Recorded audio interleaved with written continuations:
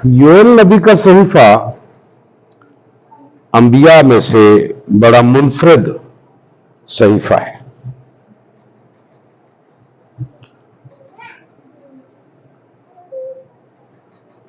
वो इसलिए कि ये सहीफा हमें योएल नबी के बारे में कोई भी तफसील फराहम नहीं करता। हमें यह तफसील नहीं फराहम करता कि ये किस बादशाह के जमाने में बरपा हुआ। हमें यह तफसील फराहम नहीं करता कि उस जमाने में कोई खास वाकया जो पेश आया वो क्या था। कोई तारीखी शहादत हमें नहीं मिलती जिससे हम ये नतीजा अख्ज़ कर सकें कि योएल नबी का जमाना जो है वो फलां जमाना है, सिवाय इस बात के कि योएल बिन फतूएल, इसके अलावा हमें कोई तफसील नहीं मिलती कि ये किस जमाने में किताब तहरीर की गई। ख्याल जाहिर किया जाता है कि ये किताब असीरी से पहले की है, क्योंकि इसमें इसराइल का भी और सयून का भी जिक्र है। इसराइल जो है वो 722 में या 21 में असूर के हाथों बर्बाद हुआ और सयून जो है वो 586 में बाबल और नबूकदनजर के हाथों बर्बाद हुआ, जबकि सयून जो है वो फिर 537 या 539 काफमी में बहाल हो गया और असामरिया या इसराइल आज तक बहाल नहीं है। ताहम योएल नबी एक बड़ी बर्बादी का जिक्र करता है और वो बड़ी बर्बादी जो है एक बड़ी फौज है, फौज मलक, मीम लाम खे, मलक, और ये टिड्डी दल है। तो ये ऐसी फौज है जो खुदा की भेजी हुई फौज है और ये कुछ बचाती नहीं है। तो याद रखें कि टिड्डियों की जो आफत है ये मिस्र में भी आई थी मुकद्दस मूसा के दौर में, और तारीख हमें ये बताती है कि 1881 में, ये पिछली सदी में,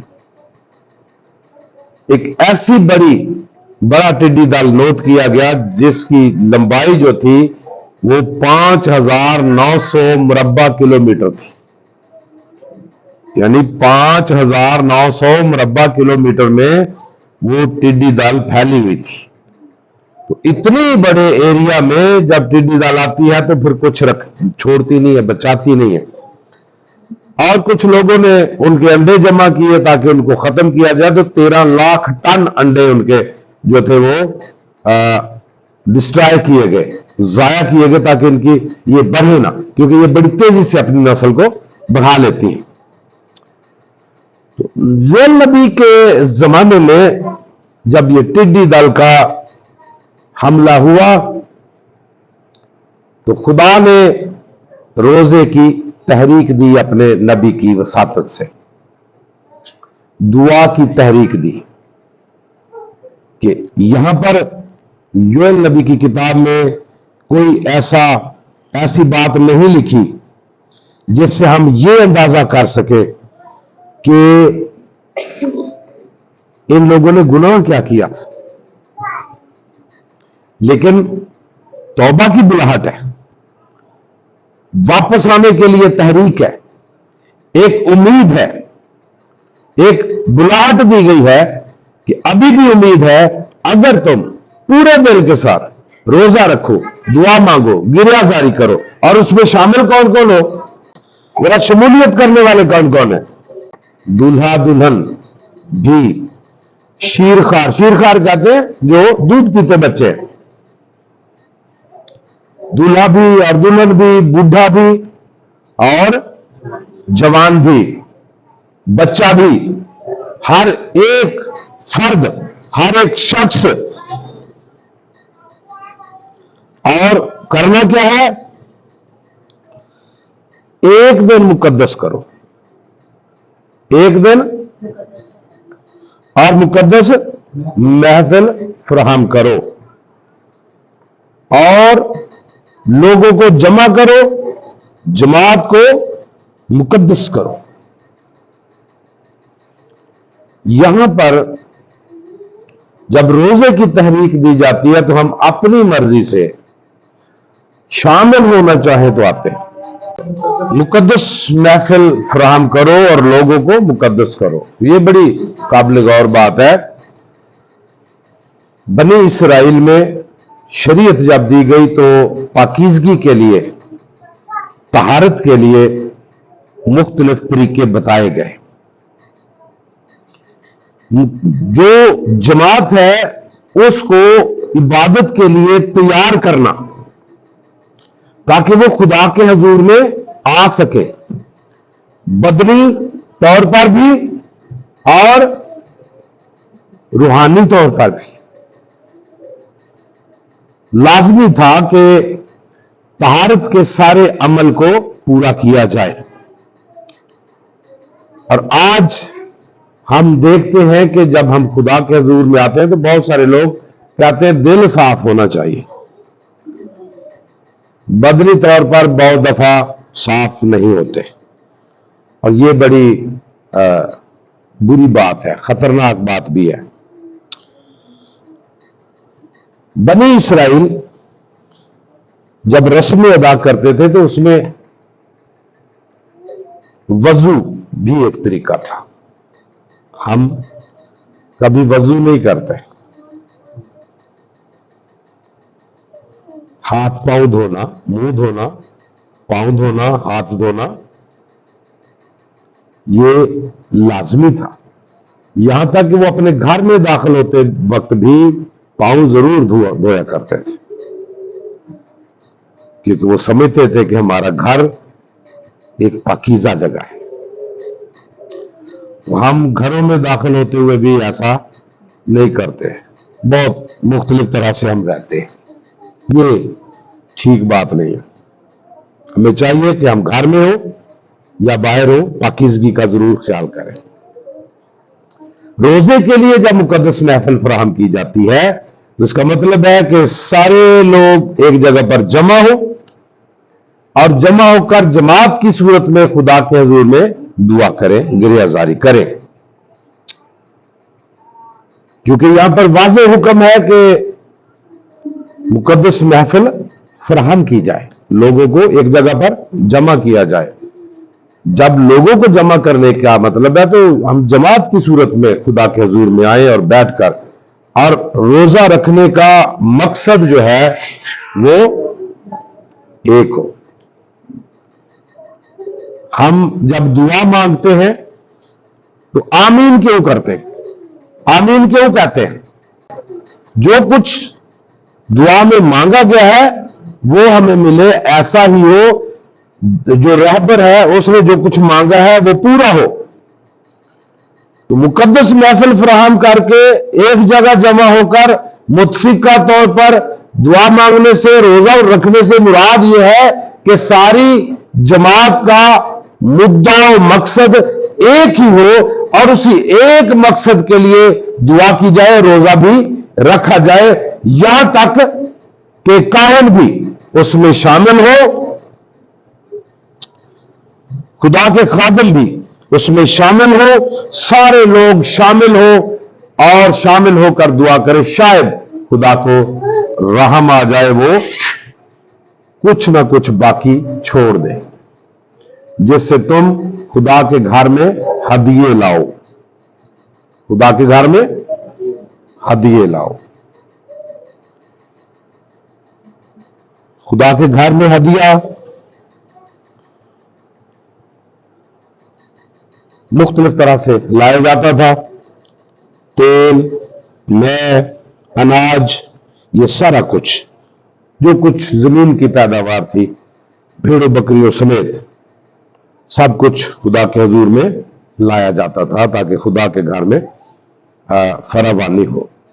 और ये सारा कुछ इसलिए था कि जो खुदा के घर की खिदमत करते हैं वो खाएं और शेर हों।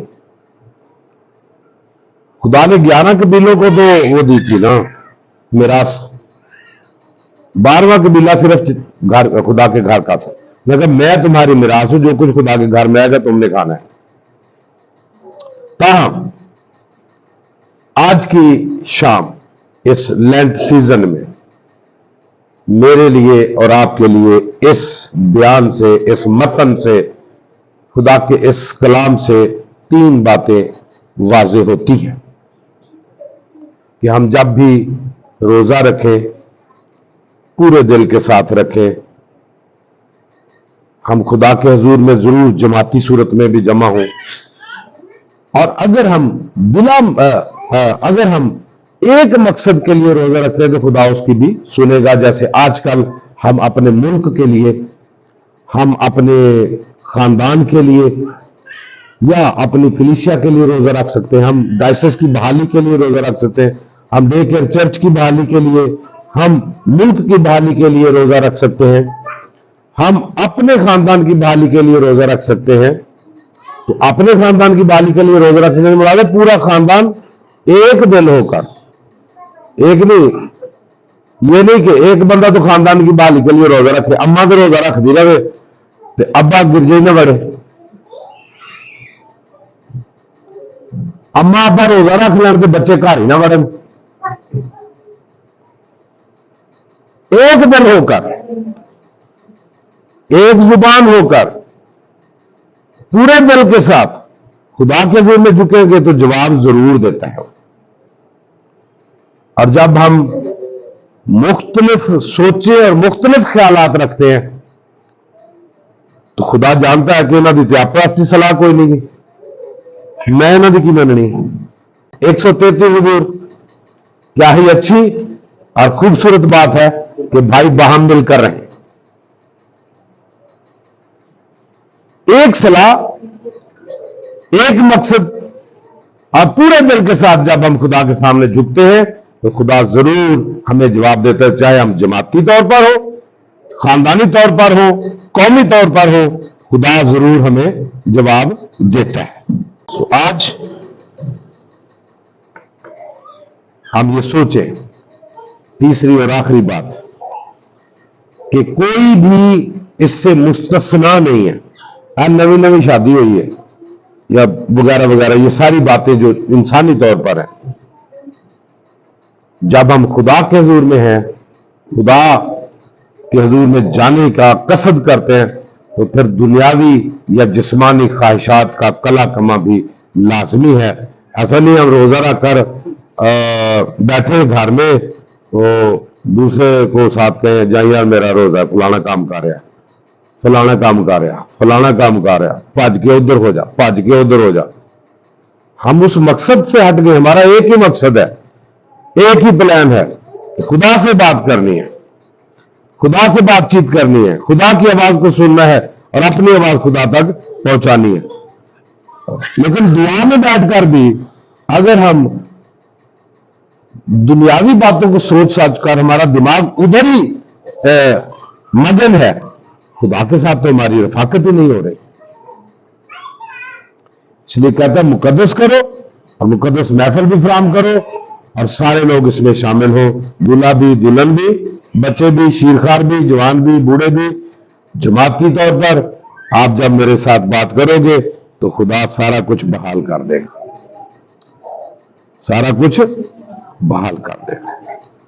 सो खुदा मुझे और आपको बतौर कलीसिया, बतौर खानदान आज ये तहरीक देता है, चैलेंज देता है अपने नबी यूएल की वसातत से कि हम किस तौर से खुदा से बात करते हैं और रोजा रखते हैं। खुदा बाप, बेटे और उसके नाम से आमीन।